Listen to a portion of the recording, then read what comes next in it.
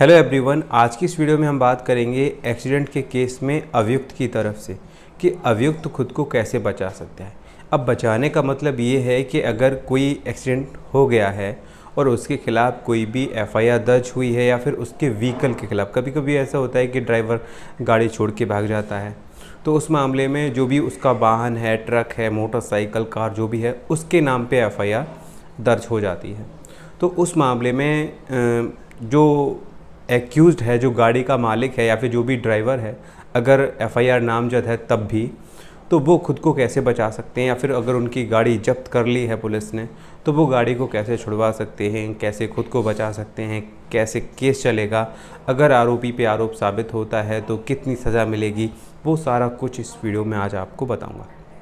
सबसे पहली बात ये है कि एक्सीडेंट का कोई भी केस हो, चाहे सेक्शन 289 हो, चाहे सेक्शन 337 हो, चाहे सेक्शन 338 हो, चाहे सेक्शन 304A हो और 427, अमूमन इन्हीं धाराओं में एक्सीडेंट का केस में एफआईआर दर्ज होती है। अगर एफआईआर नामजद हो रही है कि फ़लानी गाड़ी से फ़लाने व्यक्ति ने एक्सीडेंट कर दिया, तो यहाँ पे ड्राइवर का नाम ओपन है, ठीक है। तो अब एफआईआर में नाम ओपन है, तब भी आप क्या करेंगे, क्योंकि चार्जशीट लगने में तो टाइम लगता है और तब तक आप अपनी गाड़ी थाने में खड़ी कर नहीं सकते। या तो ये है कि चार्जशीट लगने दीजिए, उसका वेट कीजिए। लेकिन दूसरा तरीका ये है, जनरली क्या होता है वो मैं आपको बता रहा हूँ। मतलब ये है कि अगर एफआईआर हो चुकी है तो जो भी, अगर एफआईआर नामजद है तो जो भी ड्राइवर है वो क्या करेगा, एक वकील के ज़रिए कोर्ट से वांटेड रिपोर्ट मंगवाएगा। उसमें लिखेगा, श्रीमान जी, निवेदन यह है कि प्रार्थी मुकदमा उपरोक्त में वांछित बताए जाते हैं। अगर प्रार्थी मुकदमा उपरोक्त में वांछित हैं तो प्रार्थी आत्मसमर्पण करने के लिए तैयार है। अतः श्रीमान जी से प्रार्थना है कि थाना फलाना से वांछित रिपोर्ट तलब करने की कृपा करें। तो यहाँ पर आप अपना नाम दे रहे हैं, जो भी ड्राइवर है अपना नाम दे रहा है कि अगर वो वांछित है, जबकि एफआईआर में नाम है। अगर एफआईआर में नाम नहीं है, सिर्फ गाड़ी के नाम पे एफआईआर हुई है, तब भी जिसके पास डीएल है, जो भी उस गाड़ी का ड्राइवर है, वो अपना नाम ऐड करके उसमें वांछित रिपोर्ट मांगेगा। ये सारा कुछ वकील करेगा, आपको सिर्फ वकील से जाकर के मिलना है। वकील वांटेड रिपोर्ट मांगेगा सबसे पहले। अब कोर्ट के ज़रिए थाने से वांटेड रिपोर्ट आ जाएगी, 2-4 दिन की तारीख पड़ जाएगी। यहाँ पर आपका नाम एफआईआर में इन्वॉल्व है, ड्राइवर का नाम एफआईआर में इन्वॉल्व है, एफआईआर में नहीं है, तब भी आप ड्राइवर के नाम से वांछित रिपोर्ट मांगते हैं, ठीक है। इसको हम वांटेड रिपोर्ट भी बोलते हैं। 2-4 दिन की तारीख पड़ जाती है, अगली तारीख पे वांटेड रिपोर्ट थाने से आ जाती है कोर्ट में, वकील आपका देख लेता है कि हाँ।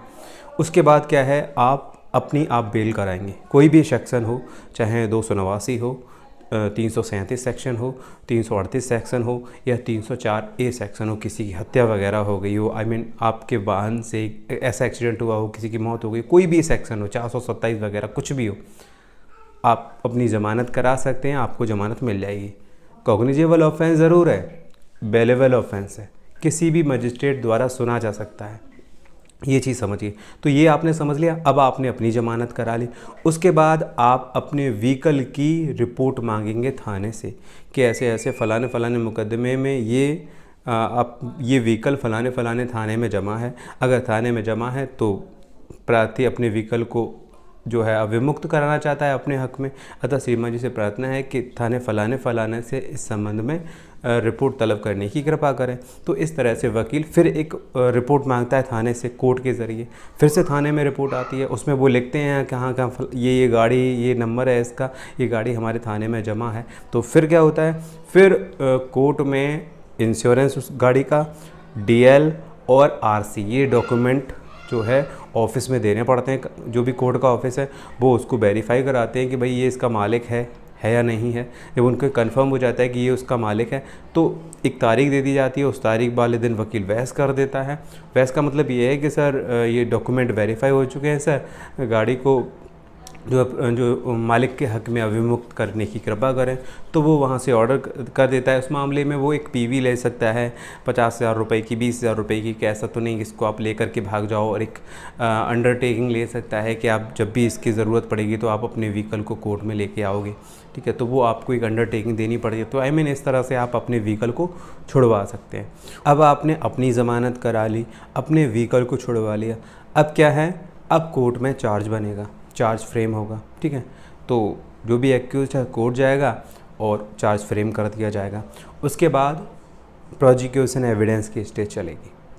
तारीख पे आपको जाना है और यहाँ पर एविडेंस होगा। एविडेंस जब क्लियर हो जाएगा, वो पुलिस जो भी अभियोजन पक्ष है कोर्ट में एविडेंस देगा, ठीक है। जब एविडेंस सब कुछ आ जाएगा कि देखिए ये गाड़ी यहाँ से जा रही थी, इसने ऐसे ठोका, फलाना ठिकाना, गवाहों को बुलाया जाएगा, वो ये कहेंगे कि हाँ हमने इसको गाड़ी को ठोकते हुए देखा था, ये है वो। तो उसका क्रॉस एग्जामिनेशन भी होता है, वकील क्रॉस एग्जामिनेशन भी करता है, ज़रूरत पड़ती है तो री एग्जामिनेशन भी होता है कि वास्तव में एक्सीडेंट हुआ था नहीं था, या फिर झूठ तो नहीं है। जब ये सारा एविडेंस हो जाता है तो एविडेंस क्लोज हो जाने के बाद फिर 313 की स्टेज आती है। इसमें जो एक्यूज होता है उससे कहा जाता है कि देखो भाई तुम्हारे खिलाफ़ ये एविडेंस कोर्ट में प्रस्तुत हुआ है, इस गवाह ने ये कहा है, इस गवाह ने ये कहा है, आपको क्या है।